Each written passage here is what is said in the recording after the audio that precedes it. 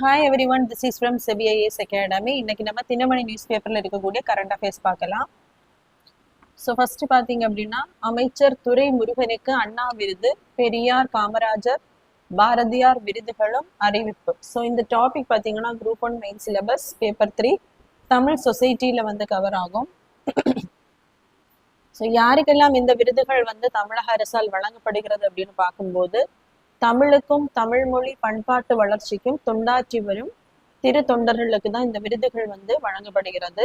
So 2026ஆம் ஆண்டுக்கான திருவள்ளுவர் விருது ஆகமறிஞர் மூப்பா சத்தியவேல் முருகனார் அவர்களுக்கு வழங்கப்பட்டுள்ளது. அதே மாதிரி பெரியார் விருது வந்து வழக்குரைஞர் அருள்மொழி அவர்களுக்கு வழங்கப்பட்டுள்ளது. அம்பேத்கர் விருது சட்டப்பேரவை உறுப்பினர் சிந்தனை செல்வன் அவர்களுக்கு வழங்கப்பட்டுள்ளது. அடுத்ததா காமராஜர் விருது பாத்தீங்க அப்படின்னா SM இதேதுல்லா. பாரதியார் விருது வந்து கவிஞர் நெல்லை ஜெயந்தா. பாரதிதாசன் விருது கவிஞர் யுகபாரதி. திருவிக விருது முன்னாள் தலைமைச் செயலர் இறையன்பு. அதே மாதிரி கியாபே விஸ்வநாதம் விருது பாத்தீங்க அப்படின்னா முனைவர் சு செல்லப்பா அவர்களுக்கும். கலைஞர் விருது வந்து மாநிலங்களவை முன்னாள் உறுப்பினர் எழுத்தாளர் விடுதலை விரும்பி அவர்களுக்கும் வழங்கப்பட்டுள்ளது. அதே மாதிரி இந்த விருதுகளுக்கு பாத்தீங்க அப்படின்னா விருது தொகையாக ரூபாய் 5 லட்சம், அதே மாதிரி 1 பவுண்ட் தங்க பதக்கம், அதனுடன் அந்த தகுதியுரை பொன்னாடை இதுவும் வழங்கப்படுகிறது. ஸோ என்னைக்கு வழங்கப்படுகிறது அப்படின்னு பார்க்கும்போது திருவள்ளுவர் தினமான ஜனவரி 16ஆம் தேதி தான் இந்த விருதுகள் வந்து வழங்கப்படுகிறது.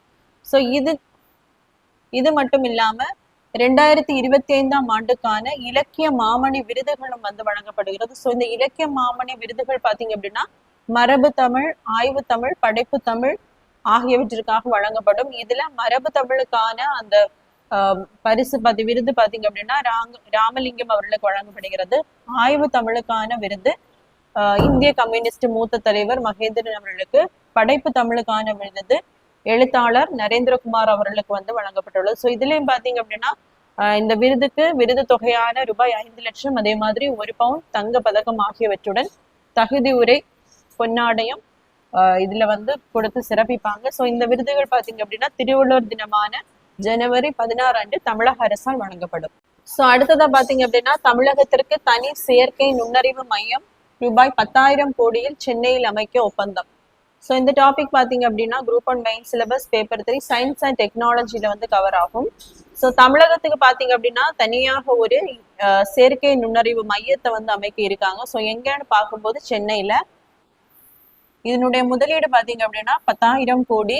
ஸோ யார் இணைந்து வந்து இந்த ஒப்பந்தம் வந்து போடப்பட்டிருக்கிறது அப்படின்னு பார்க்கும்போது சென்னை IIT, அதே மாதிரி தமிழக அரசு, அதே மாதிரி இந்த நிறுவனம் AI நிறுவனமான சர்வம், இந்த நிறுவனத்துடன் இணைந்துதான் இந்த ஒப்பந்தமானது போடப்பட்டுள்ளது. ஸோ இதுல பாத்தீங்க அப்படின்னா அந்த தமிழகத்துறை சார்பில் உள்ள அனைத்து தரவுகளும் இந்த AI செயற்கை நுண்ணறிவு மையத்துல வந்து இருக்கும். அதன் மூலம் என்ன பண்ண முடியும்னா தமிழக அரசால் நிறைய அந்த புத்தாக்க நிறுவனத்தை வந்து அமைத்து கொள்ளலாம்.